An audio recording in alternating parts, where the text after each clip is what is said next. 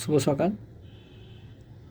আমি কোনো একটা চ্যানেলে বা সোশ্যাল মিডিয়ায় দেখলাম কোনো একটা জায়গার মাটির মূর্তিকে তার জামা কাপড় মানে শাড়ি কাপড় খুলে উলঙ্গ করা হয়েছে এবং তাকে ওপর পাশবিক অত্যাচার করা হয়েছে।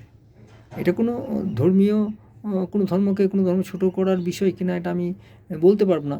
তবে আমি এটা বলতে পারি যে এই কাজটা করেছে যে বা যারা, তারা কিন্তু মানসিক রোগী এবং এদের মানসিক চিকিৎসা দরকার। কারণ মাটির মূর্তির উপর যে এই অত্যাচার করতে পারে, রক্ত মাংস শরীর পেলে তার পারভার্সন আরও বেড়ে যাবে। এটা ইমিডিয়েট চিকিৎসা দরকার। এটাকে নিয়ে কিন্তু খুব ছোটো করে দেখা উচিত নয়। আমি মানসিক রুগী নিয়ে কিছু কাজকর্ম করি।